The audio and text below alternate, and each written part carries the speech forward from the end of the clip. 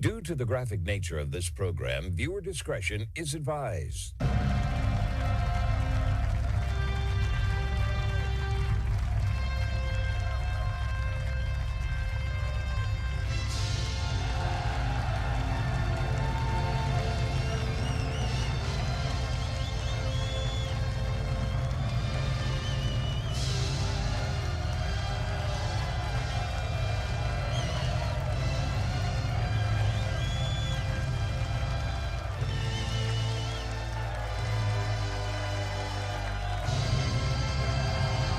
Hello, everyone. It is the Wednesday, February 4th, 2026 episode of the Marco Dre Show. Thank you for tuning in here. Today's groundbreaking news right here in America and across the board, where the facts are facts and hard truths thrive.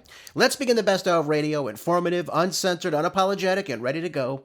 Let's talk first about what's happening inside Minneapolis. I think that's very important right now. We've got to talk about what Tom Homan has just come out and said to everybody. And I'm a bit surprised by this, to be honest with you. Obviously, we want to keep our ICE presence available in several parts of the country. We know that Minneapolis is a sanctuary city inside a sanctuary state. Now, am I to believe that everything is working out just fine there? Now, he cites this drawdown, is how he claims it, of 700 effective personnel because, well, he's saying that the cooperation between the local and county jails with ICE are going to make this possible. We don't need as many people in the area right now. Tensions are high. We just don't simply need to do this anymore. Now, this is progress. Of course, we're getting the local government involved, county jails and what have you. But what is this signaling to the people in the streets? That's my big question to you. Now, he says right now there's 2,000 federal agents inside the Twin Cities. They're going to remove 700. Now, some people look at that and say, well, Jeray's come on. He's not really doing too much. We don't need his presence now. We're working closely now with the county jails. And, of course, they're working with ICE. It's working as it should. And to what I say, okay, fine, that's fine. But what is it signaling to the protesters? When they hear something like this, what do you think these people believe?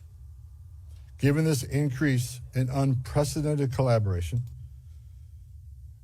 and as a result of the need for less law enforcement officers to do this work in a safer environment,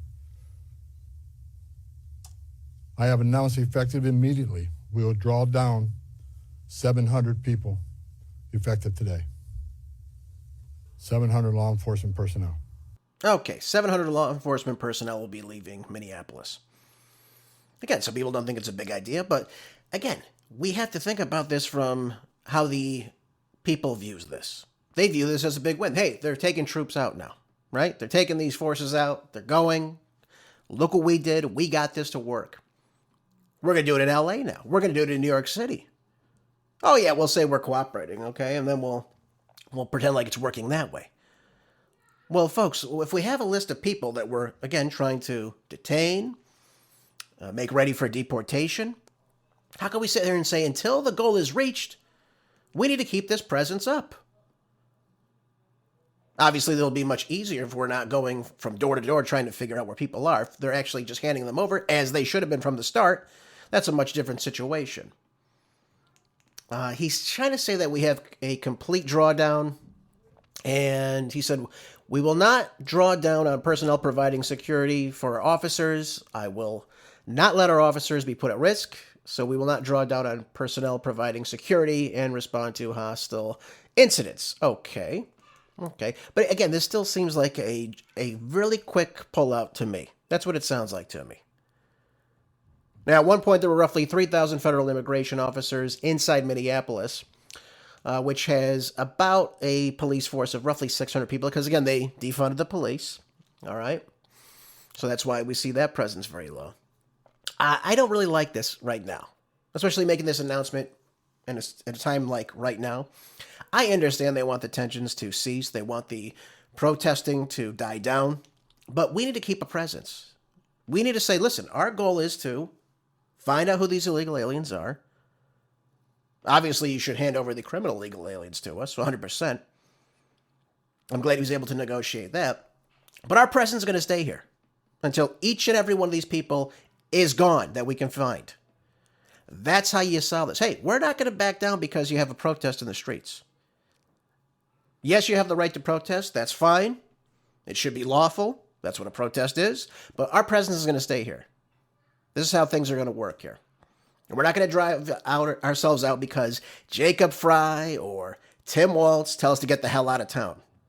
We're not doing that. We are standing up for what is right. We're going to increase our presence then until we get our federal immigration law in check here inside Minneapolis, which you've declared as a sanctuary city. Inside a sanctuary state. Again, ridiculousness. Absolute ridiculousness. Again, some people look at this and say, well, Gerais, they're working with them. Only to what extent, though?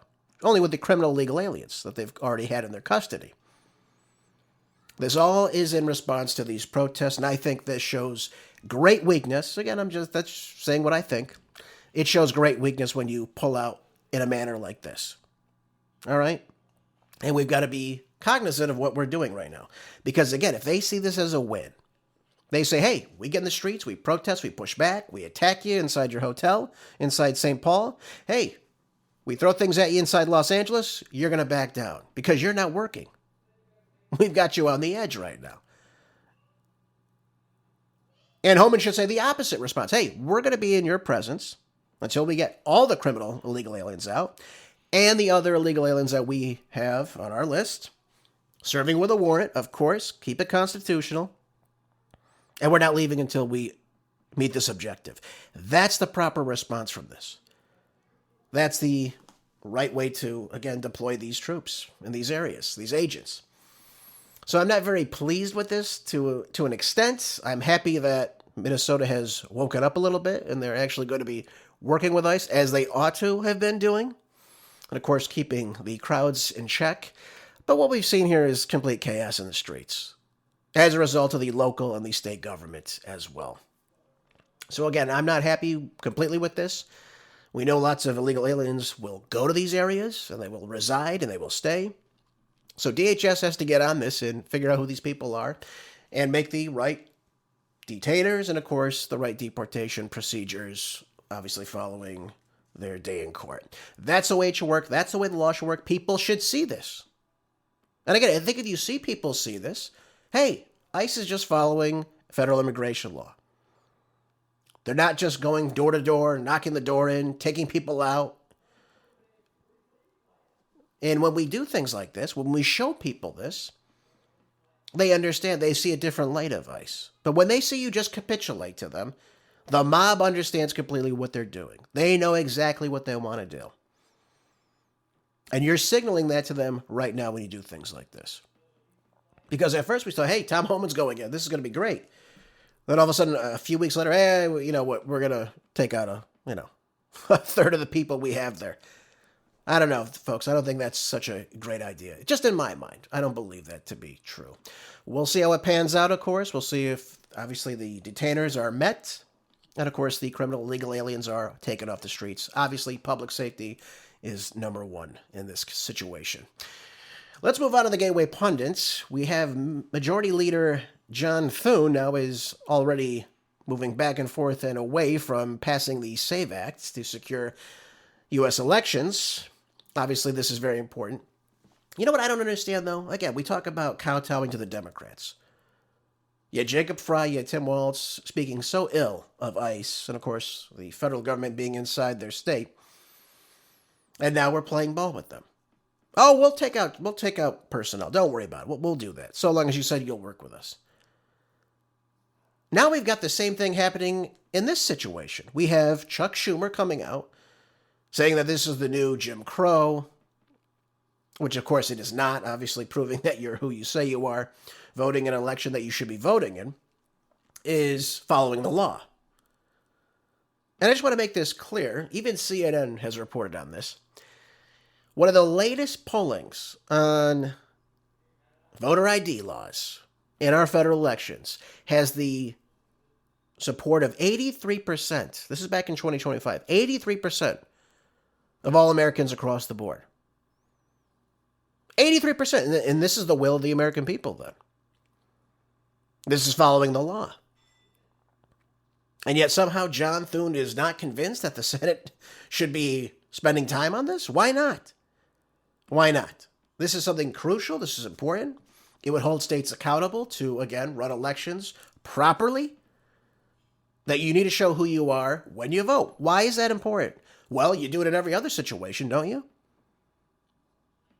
You buy alcohol, you got to show an ID. You want to drive a vehicle, you got to have a driver's license. You get a job, you show your identification, prove who you are. They make copies of it. Any other situation in life, to rent a house, you show your identification. To buy a house, same thing. Open up a bank account, same thing. Across the board, you have to have identification to prove who you are. Why is voting in a federal election all of a sudden Jim Crow? Because if that's Jim Crow, then every other way, in which of course we have to prove who we are, flying on a plane, you've got to show who you are. Now they want you to have a real ID because the one they gave you before is invalid, apparently. So, voting in an election, Jim Crow. Everything else, which of course it's required for, not Jim Crow. Make it make sense, folks. I wish I could. Why is Thune standing down, though? This is the part I don't understand here. This is a way to, obviously, validate our elections, make it much more difficult for states to cheat. We know clearly that, obviously, in states where there are 0 voter ID laws, where anyone can show up, all they do is sign a name to it, they can go and vote. This would, again, make it more difficult for people to cheat in these elections. Why would we not want this? Why would we not want this? Of course we want this. The American people want this. They're behind it. So, Majority Leader Thune, why aren't you doing this? Now, he comes out with this statement yesterday. It really is baseless in every estimation I could see. He goes on to say, I guess I would just remind people that the coin in the realm in the Senate is floor time. There's a finite amount of it. And we have a lot of things we have to do. There's a housing bill that's awaiting action. Hopefully a market structure bill, possibly permitting reform, farm bill, highway bill. You can go right down the list. Russia sanctions. There are a whole bunch of things that could be teed up for action on the floor of the Senate. Let me ask you this, though. Let me ask you this. If we don't have free and fair elections, what do we have in this country? Do we elect leaders that shouldn't be there, representing us, that, again, have no interest in, obviously, the will of the people? Every single Republican, Independent, and Democrat in the Congress should see this. Hey, this is the will of the American people. Let's get it going. Let's put it to a vote. Let's see who votes for this. And then, of course, if we're doing a filibuster vote, where we need the 60-vote threshold, then you have Democrats who could come to the floor and explain why they don't want this. And again, who believes them when they come out and say the most ridiculous things about voting that they say? It's Jim Crow, it's racist, it's trying to prevent minorities from voting. Let me ask you this. Can you do anything as an adult without a voter ID? You have to have it for so many different things. And this is why it makes everything so ridiculous. I mean, countries, third world countries, for God's sakes, have better voter ID laws than we do. It makes no sense. The SAVE Act would be another safeguard for federal election, for voting. And I think this, obviously the filibuster would, again, get this conversation on the floor. People see this. People see how their representatives are voting. And again, it would put more pressure on them to act on behalf of this. This should be this should just be a bipartisan issue. Why wouldn't it be? Who would honestly come out there and say, you know what, we need less restrictions on, obviously, our way we vote? Who would say something like that? Because again, when you make it this big thing, when you take out all the guardrails and obviously make it more able for people to get out there and obviously cheat, that should be concerning for every American. Democrat, Republican, and Independent alike. So let me ask you this. Why would the Democrats not want to ensure their elections? That doesn't make any sense, does it, folks? Unless you know you benefit from that. And again, I think we can draw all the dots to this, that Democrats would like to see this. I said it on the show the other day. It's known that 3 out of 4 illegal aliens that vote in federal elections vote Democrat. Do you think if it was the opposite, the Democrats would be allowing this to happen? Of course they wouldn't. Of course they wouldn't. It wouldn't happen at all. You'd see, obviously, a lot of pushback in the House and the Senate alike, and rightfully so. Rightfully so. So I hope Senator Thune grows a spine. I hope we get this on the floor. I hope we can get this voted upon, and I hope we get this passed in time for the midterms. It's not me just saying I want Republicans to win. I want to make sure our elections are free and fair. I want them to be void of any type of cheating or rigging that could be, again, done in these elections. We know these electronic voting machines could be hacked. We know this is true. I played you the various computer programmers that have said this many, many times. Anything that can be connected to the internet can be hacked. Anything with a source card can be hacked. And the only way you do that is by doing a forensic audit of these machines. Well, we haven't done that. To which I say, why the hell not? We should be doing this. Maybe that's what we need to do. Forensic audit one state and say, hey, look at all this fraud we found. Go look at Arizona. Go look at California. Don't just do it in a blue state. Do it in a red state, too. Of course, Arizona's now turning blue, unfortunately, but that's another story for another time. This is what we've got to do. I mean, again, you look at states like California. Last year, Gavin Newsom signed a bill in by then State Senator Dave Min, who I cannot stand. And the Democrats made it a law that you cannot even ask for a photo ID in your said communities. It's insane. It's a crime now to show your ID. Can you imagine that? So again, I think if we have at least some standards where, again, you have to show a valid photo ID, this would at least cut down greatly on the amount of cheating we see in these elections. I personally want to go back to paper ballots. That's the way I want to do it. I think it's easier to count. We wouldn't have weeks upon weeks after the election ends that we're still looking to see who wins congressional races and various other measures and procedures in these elections. It's ridiculous. Absolutely ridiculous. Everyone should have a paper ballot. You should have a carbon copy of how you voted. At your precinct, you should have a number given to you. You are number whatever. It's stamped on your ballot. You get a copy. Obviously, they have the ballot cast for you. You should be able to go up online, look at your precinct and say, hey, look at how voter 50 voted. That's me. Okay, let me check. Okay, I go down, I check. How did my vote tally in? I can see how everyone else voted too. Obviously, it's anonymous, doesn't have your information, but you know that you're voter number 50. And you can see how your vote tallies in to your precinct, to your city, to your county, and in your state. That's how things should be working. Because if you just get verification, hey, yeah, your vote's been counted, well, you don't know how you voted. My vote's been counted, great. How did I vote? How did I vote on this measure? Who did I vote for U.S. Senate? All these things should be out in the open for people to see. And if there is anything wrong, you have your carbon copy. You say, wait a minute, I'm voter number 50. Here's how I actually voted. The cheating would cut down immensely, folks. I'm telling you, if we go back to paper ballots, if we all get a carbon copy, this would be the way to go. And we need people to get behind this. And I'm not sure why Leader Thune is opposing this right now, of all things. Yes, all these other bills are very important, but this is very, very important. Without free and fair elections, we don't have a country, folks. Just want to be clear on that.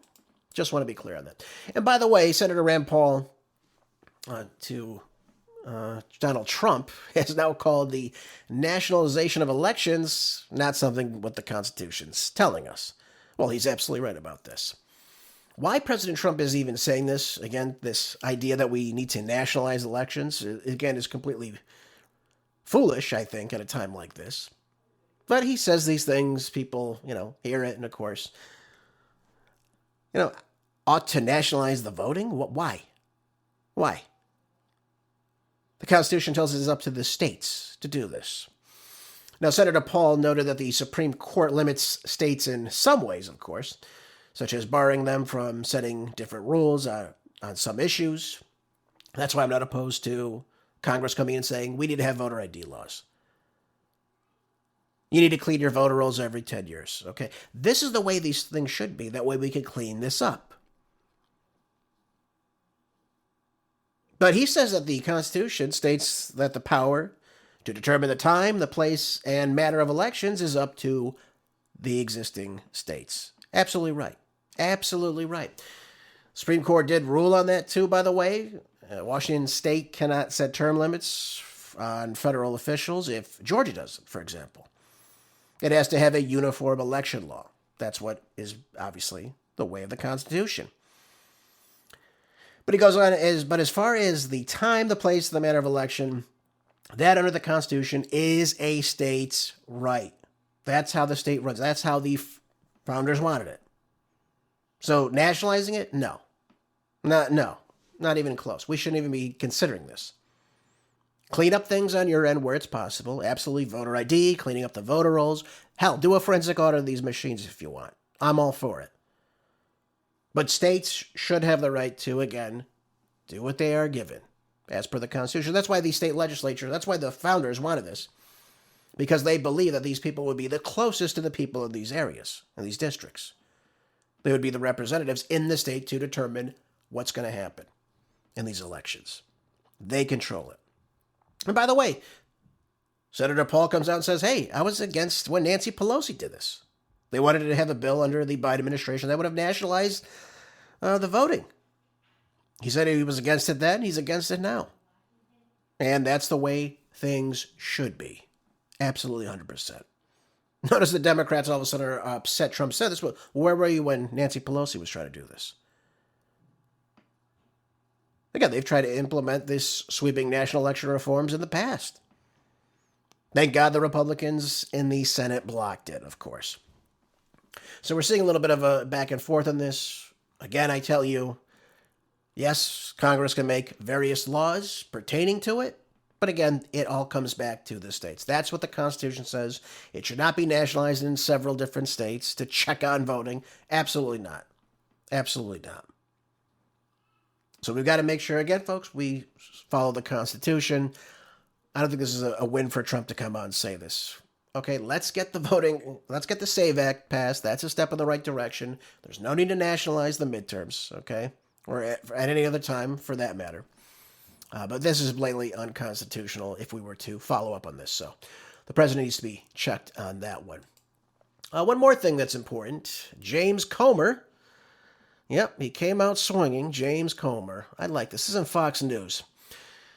He's going to get Bill and Hillary Clinton to come under testimony here, it seems. This is what it's saying here right now. It says the chair of the House Oversight Committee said that the former President Bill Clinton and Secretary of State Hillary Clinton agreed to finally sit down in front of the House Oversight Committee, obviously to absolve them from being held in contempt. And one of the things that he says is very important about this that I want you to hear first. You know, he really took it to them, and I'm really happy to see this. But this is something that obviously shouldn't happen. What do I mean by that? They should have sat down already to do this. They tried to push back. It didn't work. And as a result of that, you even had Democratic support coming in a vote in the House Oversight Committee to get them to come to Congress to sit down and talk. So this is good that we're seeing this from both sides. Obviously, this is over his involvement, both Bill and Hillary's involvement with Jeffrey Epstein. He's been implicated, obviously, being in various photos and what have you. And so they want them to sit down and talk about what's going on. Take a listen. Well, they didn't think that any Democrats would support this, but the Democrats on the Oversight Committee met with the victims, the Epstein victims, and they want everybody that's photographed with the victims, anyone that's spent a lot of time with Epstein or Maxwell, they want everyone to answer questions. And unlike President Trump, neither Clinton has ever answered any questions about Epstein. They've never done a sit-down interview. They've never talked about it. And obviously, they didn't want to come in front of the Oversight Committee. We had a markup for contempt when they missed their date that they were supposed to testify.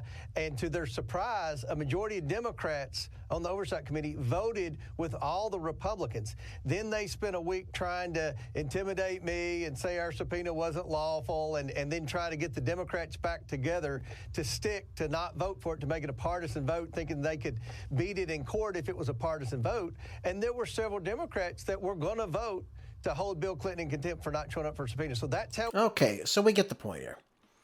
So they got the necessary votes. They've decided to come in.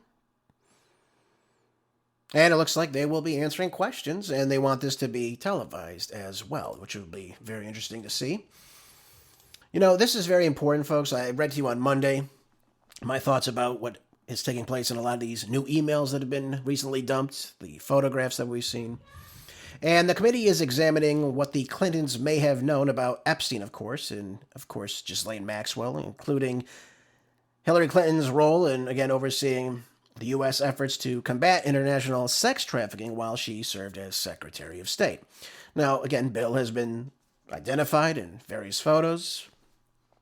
We don't know exactly his involvement. Of course, one could surmise what's going on here. But we don't know, in many regards. We don't know, because there's been zero investigation into anyone who's been associated with Jeffrey Epstein. That's the problem here. We've seen the plethora of emails that have been coming out that share graphic imagery. I'll put it to you like that. Heinous acts, vile things including rape, torture, murder, especially amongst children. I mean, this is disgusting. From the start, I said, okay, anyone who's in any of these pictures should be questioned indefinitely. Wouldn't you think that'd be important?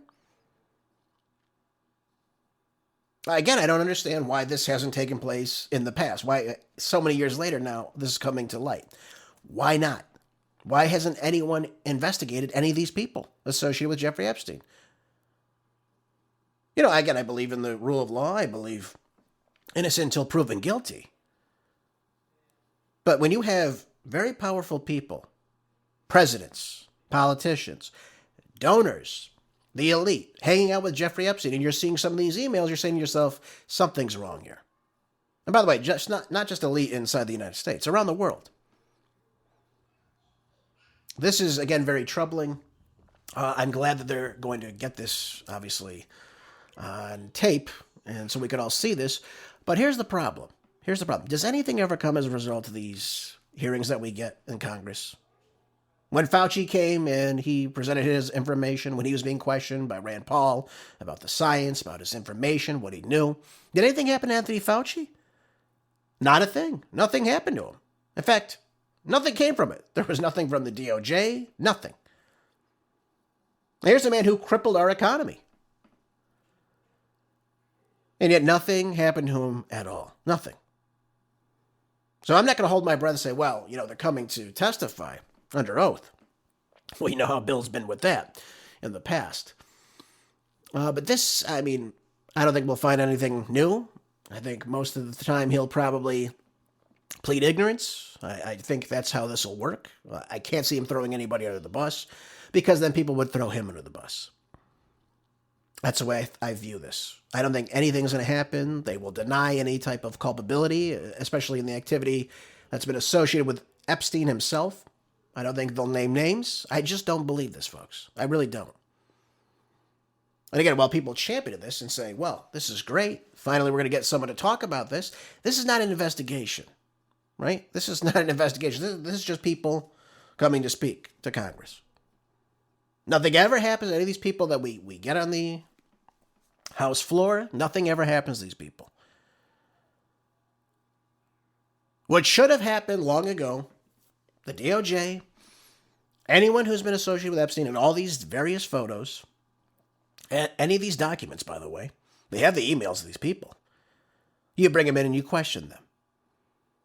And you also bring in the victims. And we know there's some roughly 200 remaining living victims, by the way, of the 1,200, so-called. And you get them to say, yes, I saw this person on the island. I saw this person multiple times. And you figure out when they were on the island. And again, you figure this out. You build a case. That's how these things should work. We're not seeing any of that from our DOJ. Todd Blanchard said we have 0 new investigations moving forward. When you have people talking about, again, I'm not going to read some of these things to you. They're very vile. It's very disquieting, to say the least. But when you have people talking about some of these things in these emails that are, I guess I'd call it satanic, evil, it's unimaginable. Evil incarnate, some of these things. And nothing is being done about this? This is problematic on many different levels, folks. I don't care if you're a Republican, Democrat, apolitical, independent, Green Party voter. I could care less. We should be standing up for people that have been accosted, assaulted, people that have been murdered by these people. And these emails show it is not just Jeffrey Epstein, too, by the way. So for them to say that there's no one else we can implicate in any of this, no way. Not a chance. It's a lie, folks. It's an absolute lie when Todd Blanchard said that the other night. Absolutely ridiculous to hear that. Anyone reading those could tell that other people are writing these vile things to him, too. Torture videos? Asking him to kill people? Where is the justice, folks? Where is the justice in the Justice Department? I don't see it anywhere.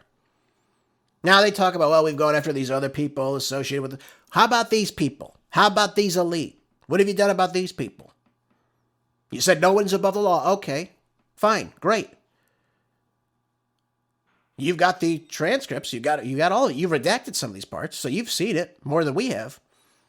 Where are you going to build these cases? What's going on with this? Is anyone going to get arrested? My estimation is no, based on what we've seen so far. And again, their ability to try to hide this from us, to gaslight us, to telling us that this is a hoax, that there was no list, there was no one associated with Jeffrey Epstein that did these things.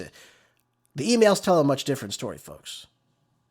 By the way, I've only gone through about maybe, a dozen or so emails, and each and every one of them is pretty vile. I'll just tell it to you that way. Yep. But that's the way our Justice Department works, folks. No justice at all.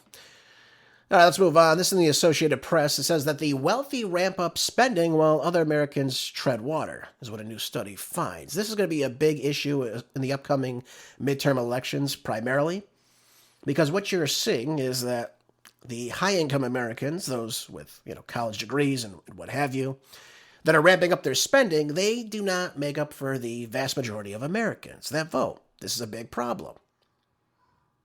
And what the data that was released by the Federal Reserve Bank of New York showed that in the final 3 months of last year, low-income and rural households faced higher inflation than the higher-income households. Obviously, that makes sense. Obviously, if you're making a certain threshold of money and a certain percentage, it's going to be easier for you to spend money. You don't have to really balance your budget as much. You have the money to do it. You have the cash on hand. The lower income and the rural households will obviously take the brunt of this. They're going to have to balance their checkbook a little bit more. So the spending data focuses only on goods, excluding autos. It does not capture likely spending by higher income households on travel, restaurants, and entertainment. Okay, so we've got this K-shaped economy. Okay, that's what we're seeing right now. We see the upper income Americans, they're obviously fueling disproportionate shares of the consumption. You'll recall a couple weeks ago, I told you that the top 10% of Americans equals 50% of the overall spending in this country. That is a hell of a lot of people in this top tier that are creating this spending consumption. That's what's happening.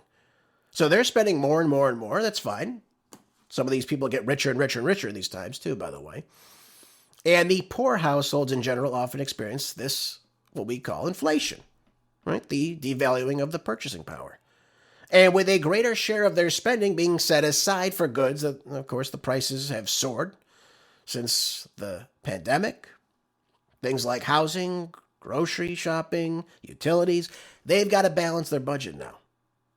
Some people have to, obviously, withdraw from spending certain things. I can remember during COVID, I used to go to the movies all the time. I used to go see shows more and often. I was finding myself, hey, I'm not going to do that this month. All right, I've got to have this. I got to pay these bills. I've got to do this. Got to do that. The necessities have to come first. So that would be the rent and the mortgage payments, your insurance, obviously utilities, food, clothing. Those things are important. Those are things you're going to spend your money on. Obviously gas and what have you. You're not going to spend it on the entertainment, the restaurants, traveling as much. Maybe you don't, go out as much as you used to. You're cutting back because you have to. And what the New York Fed showed was that incomes of $125,000 and higher boosted their spending by 2.3%, adjusted for inflation. So they're spending a little bit more. Again, this has been going on since 2023, after the Biden economy came in and just broke everything. And then, of course, you have your middle-income households between $40,000 and $125,000. They've increased their spending by 1.6%. Okay, a little bit less. And then you have those earning $40,000 or below lifted their overall spending by 0.9%, again, adjusted for inflation. So we're seeing these trends here. These things are happening. And again, these people vote. They are not happy with this, that they've got to be so curtailed in what they do. And one of the things they don't mention in this article that I think is very important is that a lot of these younger people are afflicted by this. What do I mean? What do I mean by that? I mean, the Gen Zers are the ones that are greatly affected by this. The jobs aren't there when they left college that they thought would be there. You have, obviously, less opportunity to purchase a home now in this group of people, millennials too included. You saw a massive transfer in wealth since COVID, going to the very, very wealthy, and less going to the, obviously, middle and lower income families. That's what you're seeing. So these young people now, they're of age to vote now. And they're not happy with what's going on. That's why you saw Mamdani win in New York City. That was the result of the Gen Zers that came out and voted for him. Now, of course, his policies are falling apart. No surprise there. But at least he was offering them something. At least he was saying, hey, you'll get a free bus ride if you vote for me. I'll freeze your rent right now. It won't go up if you vote for me. Anything that they could see, any type of headway to get into, to save them money. This is the guy that's speaking their language. Nobody else was. And when you see these types of divisions now, which are very clear when you again examine it on paper, you're seeing this inflation affect them as well. So not only do they have limited opportunities, but now you have this roaring inflation, which is causing them to spend less and less and less. That's a big problem. And again, despite going to college, despite being college educated, the hiring is much slower for many of these people, especially the younger people. They're trying to make their way. They want to buy a house. They want to have a family. They want to have children. They want to buy a nicer vehicle. And I'm not saying everything should just be given to everybody. Of course, we have to earn it. But they're not seeing any type of opportunity. They're not seeing any light at the end of the tunnel is what I'm trying to say to you. So we've got to be cognizant of all this, especially in the 2026 election coming up. And these things, these have ramifications, folks. They just do. And I'd like to tell you that the Republicans have the great message here. It seems like the Gen Zers are moving away from that. And not just in the United States, by the way. You're seeing this all across the world right now. What's called, according to the Trends Journal, the Gen Z revolution. The younger people are standing up now and saying, hey, this is nonsense. We don't want this. We want to have the opportunity. Okay? We want this we want this. We want what our parents had and our grandparents had. And they're finding out that the American dream is becoming much, much more difficult for them. It's not impossible. We still live in one of the greatest countries on earth. But it's becoming more and more difficult to achieve that American dream. And they see that firsthand. They don't want to be sharing an apartment with 5 other people, okay? Someplace in New York City. They don't want that. They want their own place. And if Trump cannot deliver on this, I told you before, if Trump cannot deliver the economy by the end of March, early April, You're going to see the Democrats probably run away with this. That's my own take on this. That's the way I see things. But this is not good at all, the way we're seeing things. And again, it shows right here in this article. We talk about wealth consumption. We talk about consumer index prices. We talk about income inequality. I know Bernie Sanders says that too. You know, wealth inequality is a thing. I don't know how much of it has to do with, obviously, the rich, but it has to do with inflation in many regards. When you have a dollar that is inflated like ours is, just from last year, prices are going up roughly 10%. So we've got to be aware of this, and what the Trump administration needs to do, not only create opportunities, but he's also got to bring the inflation down greatly. Because again, it's much too high. Year over year, it may have gone down a little bit, but overall, it's up, folks. It's up. And if he doesn't address that, if he just focused on the foreign issues, getting us into more wars, you're going to lose out on a lot of people. We didn't elect Donald Trump to get us into any new wars. We elected him to fix this economy, get it robust, keep us out of wars, and work on diplomacy. That's why we elected President Trump. And of course, to secure the border and things like that nature. But that's really what it comes down to. People want to see progress. They want to see someone that is speaking their language that acknowledges them. That's what they want. And those 40 and under are really feeling that right now. And they're not pleased with the direction the country is going, and obviously myself included in many regards as well. I do want to talk about this election, though, that I saw on NBC News. Some of you probably saw this as well. It says Democrat Taylor Rehmet wins a reliably Republican Texas state Senate seat, stunning the GOP. What's going on here? Now, this guy's a labor union leader. He's a veteran. And he easily defeated the Republican, in this case, a conservative activist, so-called, in the Dallas-Fort Worth area district. Look at this. Beat him by 14 percentage points. This is amazing. This has been a district that has been held, this state Senate seat, for roughly 45 years by a Republican. So again, it'd be a safe seat. It says there, the DNC chairman, Ken Martin, called it a warning to the Republicans across the country. So again, is this indicative, a Texas state Senate seat, indicative of what's to come at the end of the year in November? It said here the seat was open because the four-term GOP incumbent, Kelly Hancock, resigned to a statewide office. Hancock easily won each election each time he ran, and the Republicans have held this seat for decades. Yeah. So what's going on here? What's going on here? Let's take a look at this for just a moment. Let's break this down a little bit. Probably has a lot to do with what I just told you. So we had this. Let's go back. We'll go back a couple of years. We'll go back again. I can go back to I guess it goes back to 92. 92 all the way up. It's always been red. I told you the last 45 years has been red. Many times a Republican in this seat has won by, sometimes they run unopposed. They win by 100%. Everyone, even though, they're the only person running, people still come out and vote for them. So in 1992, it was a 60-39 race, Republican winning. Next 3 years, Republican winning it, unopposed. Not even a Democrat in sight to challenge them. Following year in 2002, 86-13. Republican and a Libertarian. Not even a Democrat in the race. Next year, unopposed. The following year in 2008, it was a 54-43 race. And again, then Kelly Hancock comes in, winning 58-38, 65-34, 54-45. And finally, in 2022, it was 60-39. So again, a very easily held Republican seat, Republican stronghold. What happens in this runoff race, though? There was a special election in November of 2025, and the two people in this race were Lee Wamgenas, I believe is how I say the name, and Taylor Rehmet.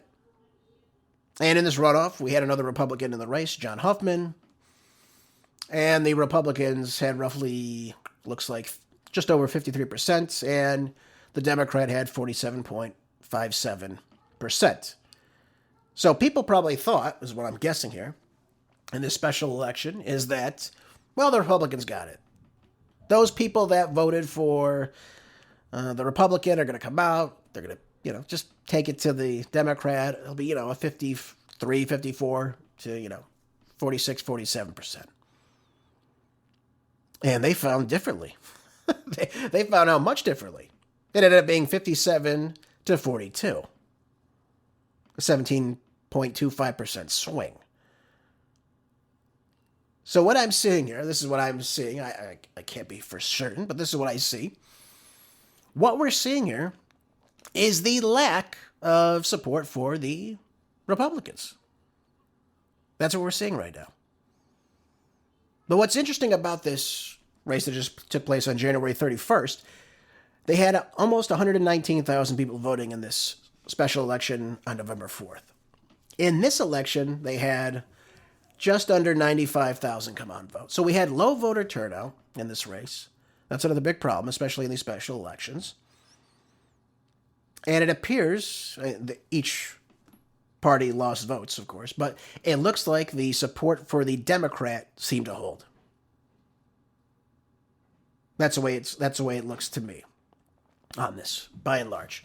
So this is, again, very troublesome in many situations. As you can imagine, the Democrats had the votes. They came out and they stayed with their candidate, and he ended up winning. Now, does this mean that it's going to be indicative of the whole country? Again, if Republicans decide to stay at home, not vote, then absolutely this will happen across the board. You'll see it in the state legislature. You'll see it in the Congress as well. So the problem with the Republicans in many situations is they become too complacent. They say this is a Republican stronghold.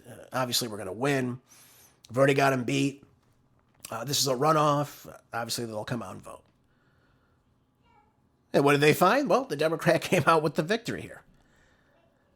So, again, this obviously sheds some light on several different things. What are Republicans going to do? Are the Democrats going to come out and support these candidates still? It seems like they will be, because they're mobilized to do this. They're mobilized to win.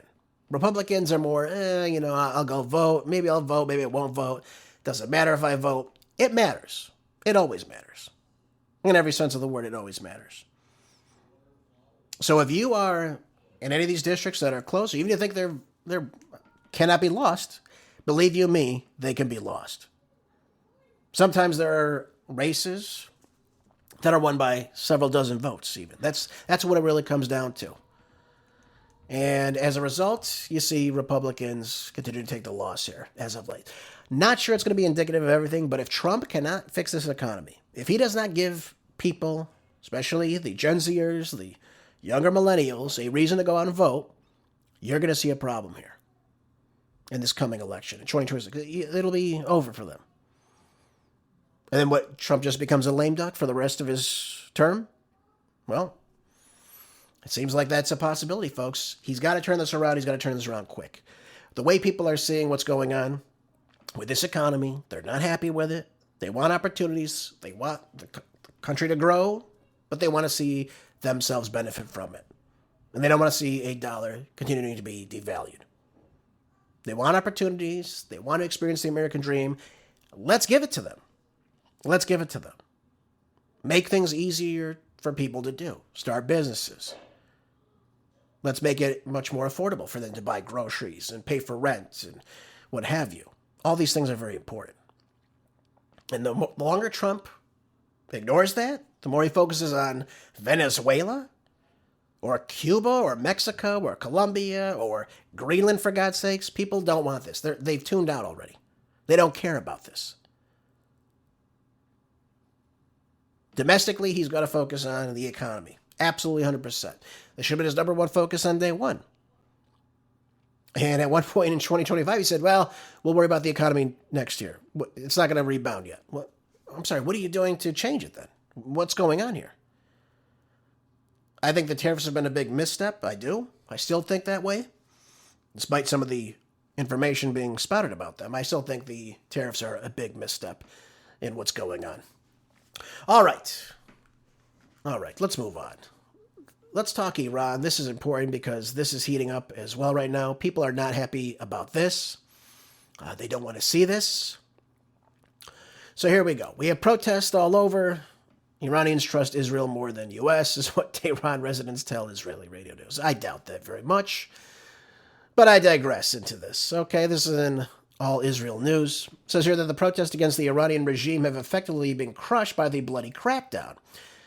Actually, the reason that it was crushed was because they shut off the internet.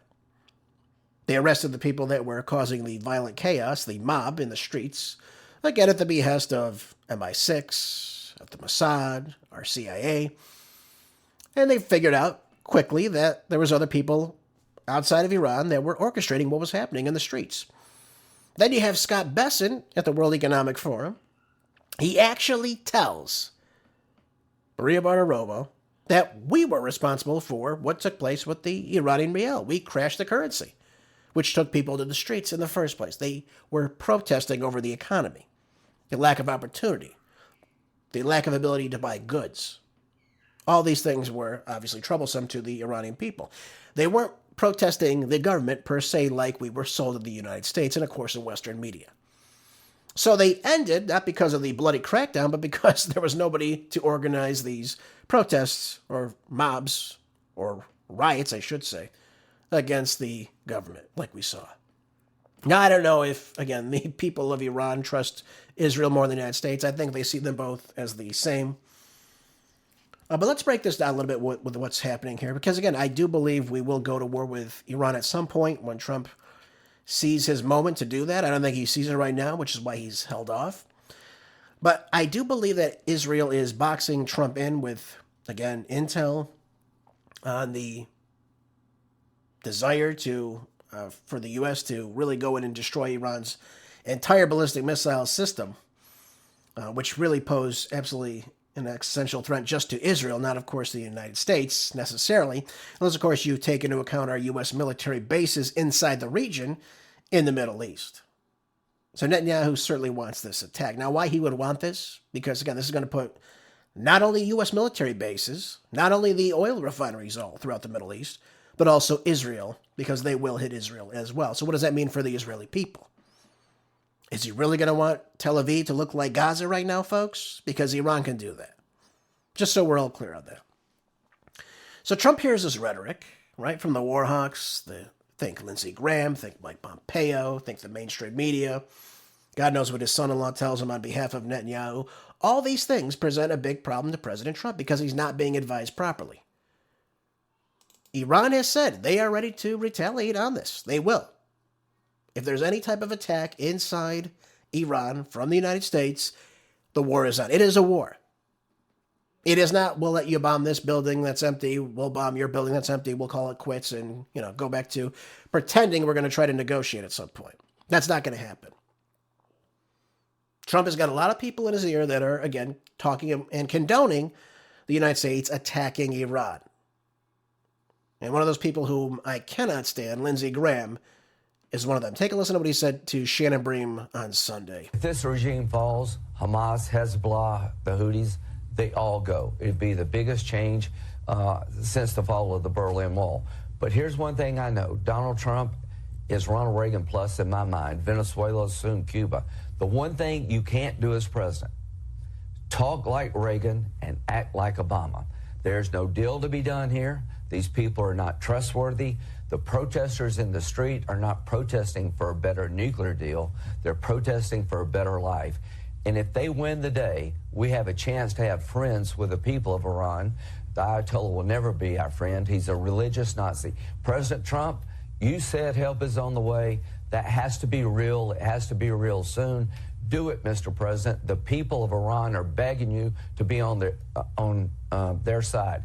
You have done it so good. You are Reagan plus. This is the defining moment in your presidency. Stand by the people. The Ayatollah falls. The region changes. Bigger than the fall of the Berlin Wall. No more international terrorists. This regime has American blood on its hands since 1979. You got the Houthis. You got Hezbollah killing Americans. Bring this regime down because the people want it down.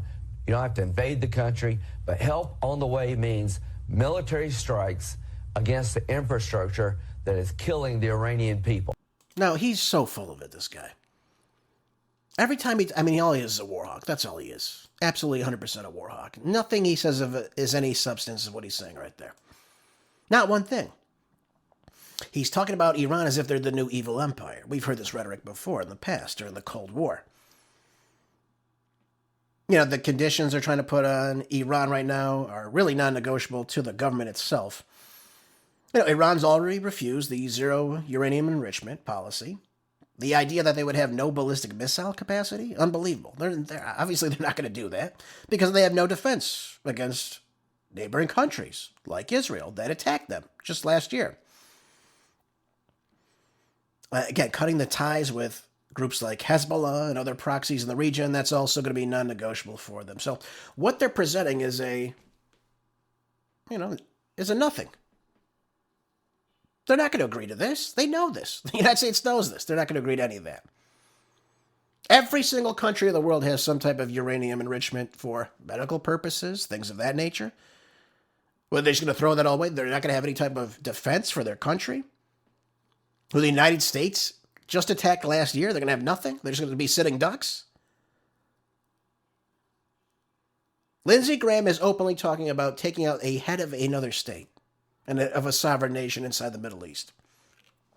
I don't know how easily this negotiation would be, but this one that they're proposing is dead on arrival. That's just the way I see it. I don't know what more to say about this.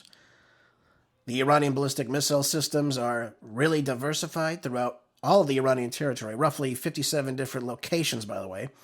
Most of these are deep underground, which, again, make finding them much more difficult. And again, it's going to be a much more difficult, challenging task to take them out. So we should, again, be aware of all this. So this is not going to be just an in and out, missile strikes, and that's it. If you want to really do a regime change, you got to have boots on the ground. And what Lindsey Graham says, you don't have to do that.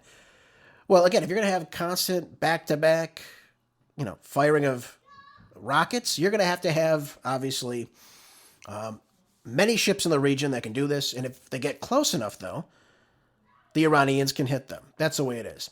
I want you to hear the foreign minister, Abbas Araghchi, speaking about what he believes he would like to come as a result of these negotiations. Take a listen. If war starts, that would be a disaster for everybody. In the previous war, we tried hard to limit the scope of war between Iran and Israel.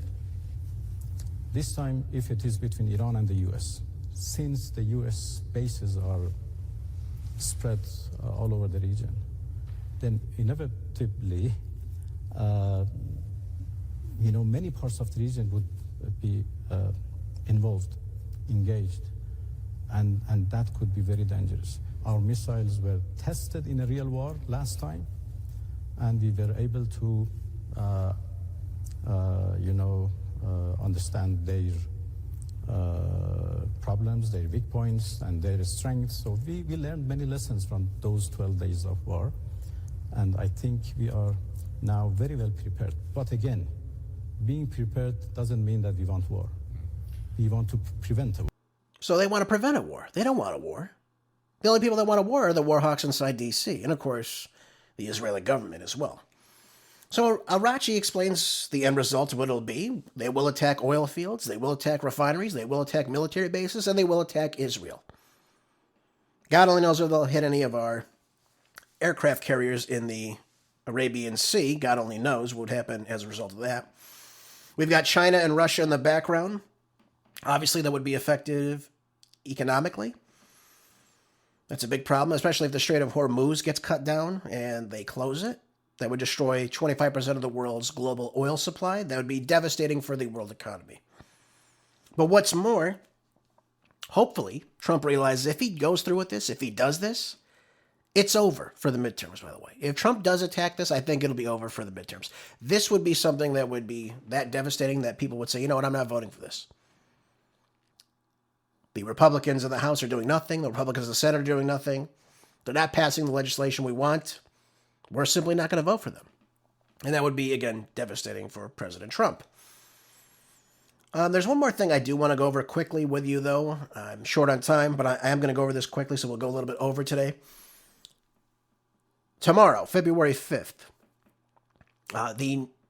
the arms control on the New START Treaty, that would be the Strategic Arms Reduction Treaty, goes out of existence because we've decided that we're simply not going to agree to it again. Russia came to us and said they'd like to extend it for a year. The United States has said nothing about it. This is very damning, as you can imagine, because there will be no more further arms control agreements between these two nations. Obviously, that allows for new technology, new missiles to be built, and of course, possibly even nuclear developments that come as a result of this. So by us not sticking in the INF Treaty, the New START Treaty, this opens up a whole new game for more nuclear weapons developments to take place. There's no limitation or capacity on what we can produce or what they can produce, what they can test and what they can't test. There's no monitoring of what other countries can do. This is going to lead to something. It could possibly lead to a new arms race if we're not very careful. And is the world going to be a safer place as a result of this? Of course not. There's no need for this. There's no need for any of this to happen. We should be involved in, obviously, the New START Treaty. It should continue on. We should want to see this continue on. But we're not seeing it because the United States has said, we're done with this. So when Lindsey Graham says Donald Trump is Ronald Reagan pushed for peace, though. Ronald Reagan pushed for arms control. They didn't want to see this race back and forth with nuclear weapons that can destroy the entire world. And God only knows what could happen if we do get in this war, what Israel will do if they are put in a position where they cannot defend themselves. God only knows what would happen as a result of this. So tomorrow this treaty ends, sadly enough. Trump got out of the INF Treaty back in 2019, and the world has not been a safer place ever since, folks. Folks, thank you so much for being here today. I appreciate you so much. Hope you learned something from today's show. Hope you'll share it with other people. And make sure keeping your minds sharp, your body strong, staying prepped with food, water, ammo, money, gold, anything you need to be self-sufficient. You always got to do that, folks. Have a great rest of your day, and I will see you back here tomorrow for more groundbreaking news on the next Marco Dre Show. Until then, be good, stay busy, and God bless.